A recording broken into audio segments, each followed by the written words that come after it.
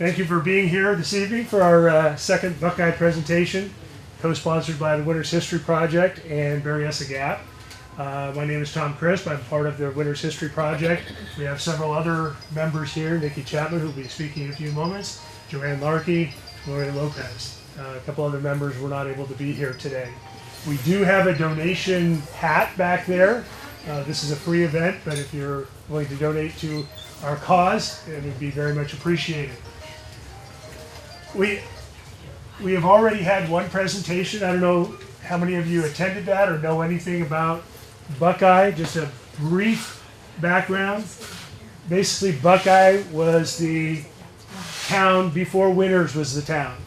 And maybe some of our speakers will speak a little bit more to that. I don't know, but basically it was a railroad issue. They didn't want the railroad going through their property, so the railroad moved over.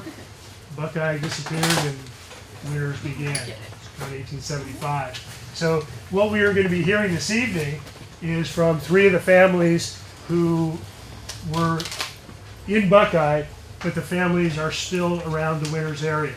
And even though there's going to only be a brief mention of baseball, which kind of upsets me, but the rest of the stuff is going to be pretty darn interesting, I think, if you are interested in the history of this area. Our first speaker is Nicki Chapman, who will be representing the Chapman family. And Nicki, go ahead, and then let me get... Keep in mind I'm married into the family. But all my facts are correct, I'm positive. William Chapman was a native of England, and he came to America in the late 1700s. He came to Virginia with a colony of settlers and served in the Revolutionary War. His son James also served and was captured and held one day by Lord Cornwallis. He was a runner between the two, the camps, whatever you would call them, for the Americans. William's son James married a woman from a prominent Virginia family, and they had several sons, to include William, who was born in Georgia. As a young man, he grew up in Macon County, Alabama. William, like his father, was considered a prosperous man, owning the first cotton gin and threshing machine. Both were run by horse teams. He married Mary Clow. William's his father. They had 6 sons and 2 daughters: Cornelia, Alpheus, George Walker, William, who was a physician, James, a brother, who was also a physician, Reuben, who died in the Civil War, and Mandred, who started across the plains in 1861 and was never heard of again. And then the last child was Caroline. George Walker is the father of the Yolo County branch of the family, and he was born in Wilcox County, Alabama on April 29, 1829. His remarkably successful business career was started by clerking at Chapman's Crossroads on his father's plantation. There was a store, a post office, a blacksmith shop, and a station on the Montgomery and West Point Railroad. On January 18, 1854, at the age of 25, he left home for California. He made his way to Panama, and there he booked passage on the John L. Stevens, heading for San Francisco, arriving on February 16th.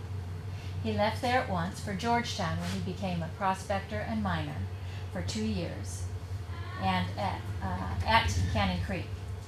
He left there with $2,000 to his name and came straight to Yolo County. On September 24th, 1856, an important date is when his successful life started. On that date, he landed at Buckeye and bought a half interest in 160 acres. His partner was A.W. Walt, who was the postmaster of Buckeye at that time.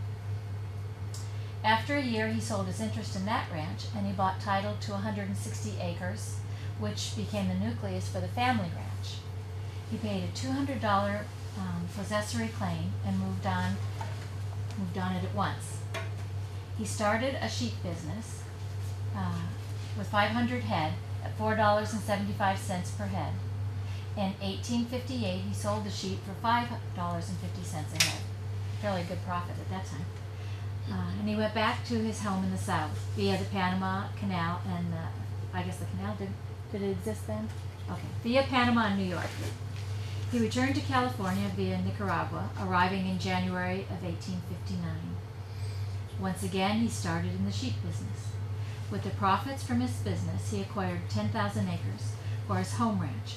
10,000 acres on Willow Slough in Yolo County, which was just across from the river from Sacramento, which today is known as the Yolo Bypass. And he also had 1,000 of the acres at the home place that was excellent for farming, with a balance remaining for grazing. In Napa County, between Berryessa and Gordon Valleys, he bought 5,800 acres, which actually is about where Raid Canyon is. I guess they call it something else now, but it's the other side of Berryessa, the dam. During the drought of 1864, he took his sheep, 3,500 head of them, to the Eel River in Humboldt County for pasture. They were feeding there in the mountains, and during that time there was a deep snow, freezing weather. Half the herd, the flock, herd, okay, thank you, died because of the cold. And so that was a really heavy loss for him. On May 4th, 1870, he married Zilphia Stevens. She was born in Cooper County, Missouri. They married at her brother's home in Madison County, which of course is down the road a bit. They were the parents of 5 children, 3 sons, 2 daughters. Mamie, born on March 31st, 1872. James William, born on November 17th, 1874. George Mandred, born on January 15th, 1876, and Lillian, born on February 14th, 1878, and Walter Robert, born on October 6th, 1880. That was a busy 10 years. As a descendant of pioneers, George Walker was taught habits of self-reliance starting at the early age of 9, and that contributed to his successful life. When his father died, he received 3 slaves, and they could have been sold for $1,500 apiece, but he opted to keep them together, leaving them on his brother's estate in Alabama. When the war started, they were freed. Each of George Walker's children received a gift of 320 acres of land. He felt this would give them a fair start in life. The sons received, their land was all adjacent to the home ranch, and the girls were given the Willow Slough or Yolo Bypass property. G.W. said he would never hire a person who wore a straw hat, smoked cigarettes, or wore gloves, because they were either chasing the hat, rolling a cigarette, or putting on and taking off their gloves. He believed in hard work a full day. And the work day was from sunup to dark, not sundown, dark. And he also was not a big fan of drinking. He was a man set in his ways. He had the advantage of coming to California when land prices were low, and always had sheep.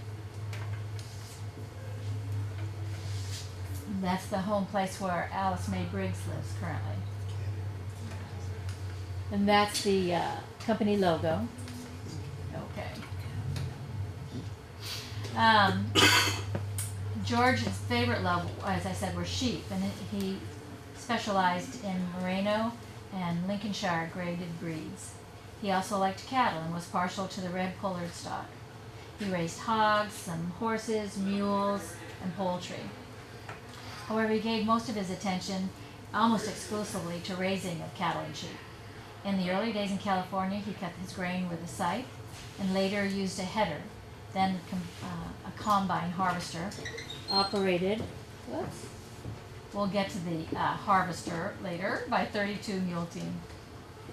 He was also interested in horticulture, I'm going to back up there, and planted on his homestead pears, peaches, apricots, apples, almonds, prunes, figs, oranges, lemons, 20 varieties of grapes, including some of the varieties that were considered the finest to be found in any part of the world.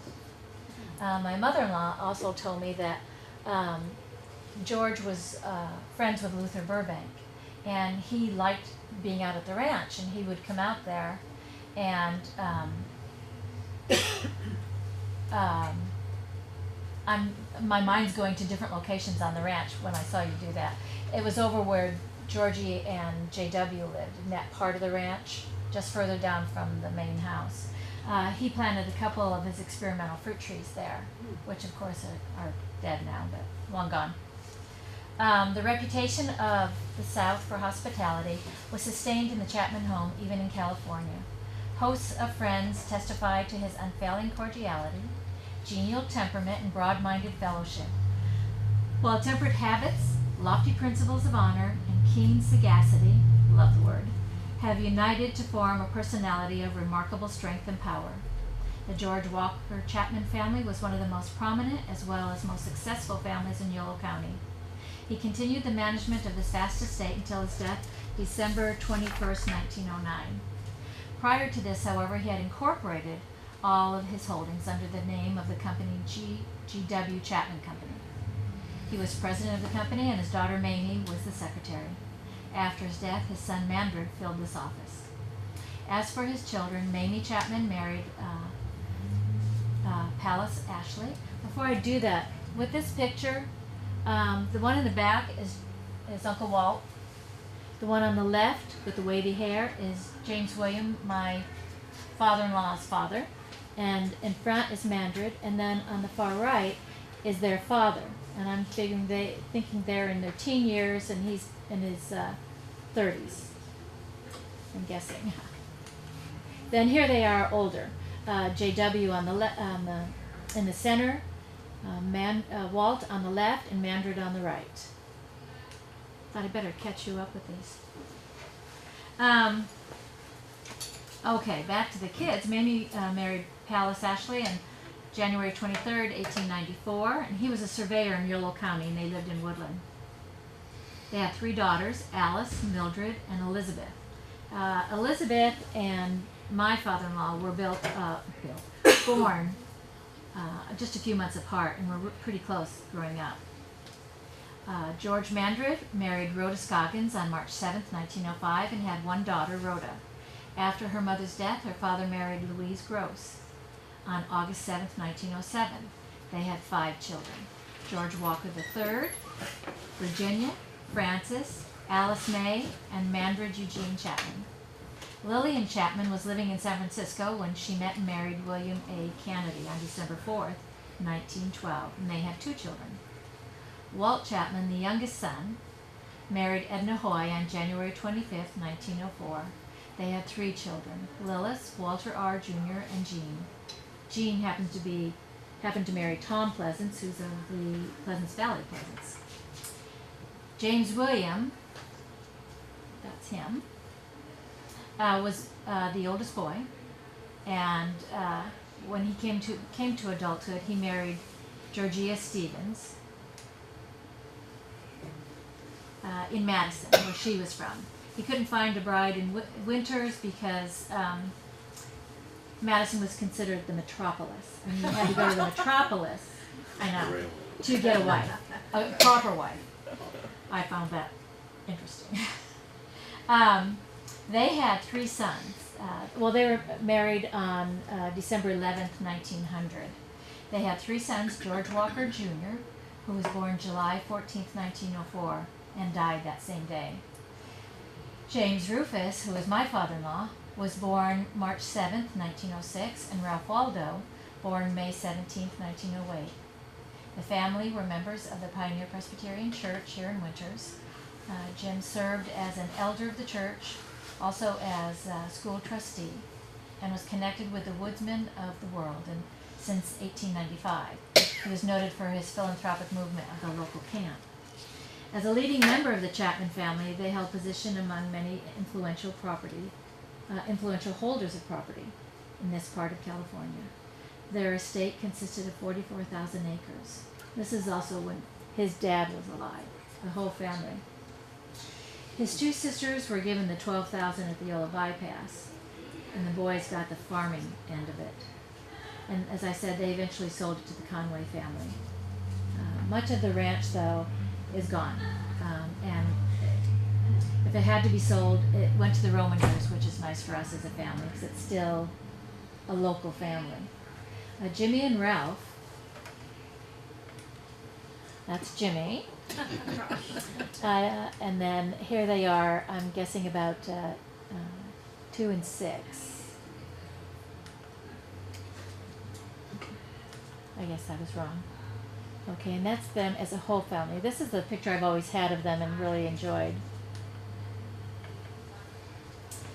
Jimmy and Ralph went to the Union School. That Jimmy is on the horse and Ralph is standing on the wagon. They went to Union School, which was on the Ben Stevens Ranch on Road 28. I'm guessing it was on the east side of the road because a large number of kids lived on the west side of 89. So a new school was built on Road 29 in 1915, and the land for that was donated by George Mandred as president of the Chapman family. And right now, one of the Rominger boys lives in Union School. Union. Pardon? Union School. That's what I said. Yeah. Jim was there at Union School for 8 years, then went on to high school in Winters in 1921 and graduated in 1925. Following graduation, he went to Heald's Business College. When Jim and Georgie, his parents, were married, that's the ranch they had. And that's actually the property where Luther Burbank put the trees. It's just down the road. And our 32 Mule Team Harvester. On the far left is Georgie in the nurse's cap on a float. I don't know what the event was, but okay. And that's my father-in-law's graduation photograph, as it says, for 1925. Then he went to Union School, to Heald's College in Sacramento. After Heald's, he returned to Winters and worked on the ranch from 1927 to 1930. As a young man, for entertainment, he went to rodeos and dances. The dances were in Monticello, Dixon, Vacaville, Madison. Some of them had open-air places. They loved that. Here in town, there was a dance platform over the creek, and some of you probably know about that. The problem that he had stated in his notes was that evidently the dances were year-round, and the problem came up in the winter because the dance floor was really slippery and you were over the creek. Be careful. In 1922, he joined the Winters Band, which was an all-volunteer band, and he played the trombone. When the Depression hit, he had decided to take a job in town working for Vasey Brothers at their store here on Main Street. When I look, it's like, you guys know where these places are. So if I get too specific, just stop me. He stayed there for 11 years. While working in town, he rented a bed from George Moore, who had his family here on Edward Street. And that house is where Robert and I lived for over 40 years. This way he didn't have to ride his horse back and forth to the ranch every morning and night. It was considered an ordeal. And he would go home only on the weekends. It was at this time, though, by staying at George Moore's, that he met Dorothy Moore Chapman.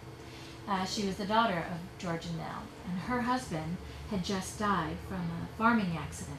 So she moved back here from the Berkeley Hills with 3 small children, Delman, Jackie, and Myrn Haig. Jim worked for George for 4 years at his butcher shop, which is where Camille's is now located. He and Dorothy married on March 20th, 1937. After that, Jim bought Harry Sackett's Chevron station on the northwest corner of our road in Grant, which is where the country store is right now, in the kitchen restaurant thing. He owned and operated the station for 11 years, to include the war years. At that time, it was a full-service station, which all gas stations were. You drive in, you roll the window down, tell them how much gas you want. They wash the windows, pump the gas, check the oil, even clean side windows. And while that was happening, the woman whose car he was working on, had left San Francisco and was heading up to the Chico area. And she went in to use the restroom. So she came back out, paid him, went home, and when she got home, she realized her diamond ring was gone. She had a lot of concern, decided to come back the next day, and she was probably 80% sure the ring was gone. And so as she drove up, Jimmy saw her, and he has had a great mind for faces. And he walked out of the gas station and handed her her ring. And she was shocked And he said, I just thought you'd be back. And he had no way of contacting her because he had no name, no credit cards. So she was thrilled, to say the least. Dorothy's oldest son, Delman, also would work in the station in his teen years. And everything was on the honor system then. Jimmy had a ledger on his desk in the station office. And high school was nearby, and the kids would come in during break and lunches, and they would get sodas, candy, whatever. And they would just fill out the ledger and what they took, their name and what they took. And even some of the farmers did the same thing. So at the end of the month, they all paid up, collected, and I'm sure none of the kids did. But their parents got the bill. On September 10th, 1945, Jimmy and George, who is Bill's dad, Ralph and George, sorry, I can't even read. Robert was born in September 10th, 1945, and his brother Delman liked to say, my brother was an only child, because he was Jimmy and Dorothy's only child. He was 14, 15, and 16 years younger than his siblings, his sisters and his brother. When Jim, his dad's father, died, J.W., on March 22nd, 1947, Jim sold the station to save carry-on, and he had it for a long time. When I moved here from New York, the station was still in the same place. Then after a while, Sade sold it to Jack Cooper, who thought being out by Highway 505 was a much better location. I'm sure he was probably right, but I really miss it being there. I get stuck on tradition. So anyways, it's out at 505, and I'm sure it's probably making money.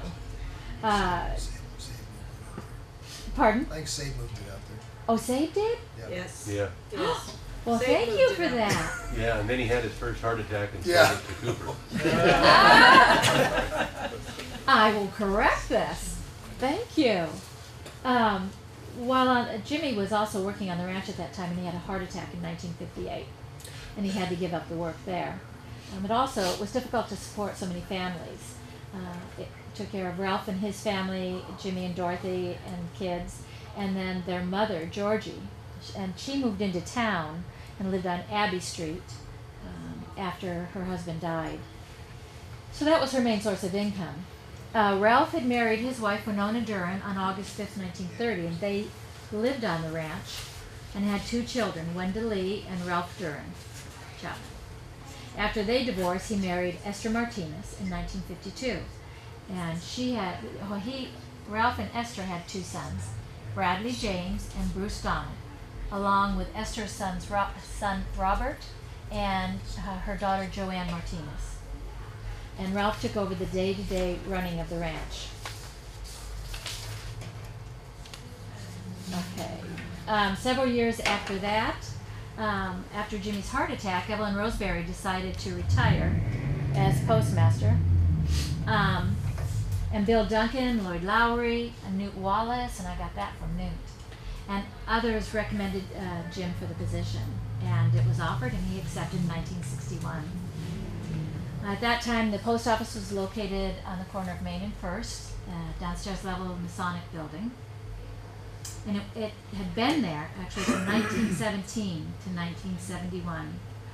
Some of the postal people that I met when I came here was Bill Gray, who eventually became postmaster, Peggy Connor, locals remember a fiery redhead, Leo Robertson, Shirley Marks, John Garcia. It eventually moved to its present location on Railroad and Baker. In 1973, that's when home delivery first started.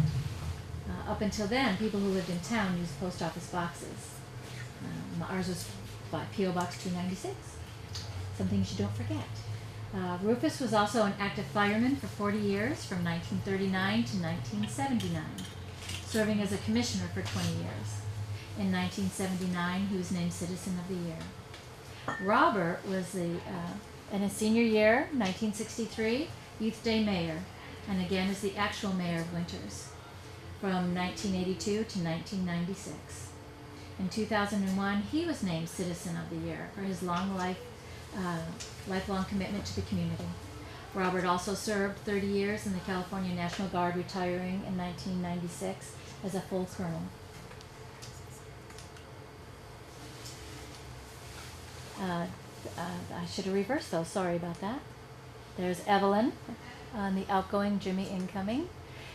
Robert and I met in 1966. We had Shelly in 1968. And our little Michelle Nicole. Somebody had to be a real Nicole since I'm not. And that's it. And this is what's left of the Chapman family, and the history is I know it, with a few corrections. So thank you for the correction. And that's it. Thank you so much. Does anybody have any questions? No, thank you. We can move on. Okay.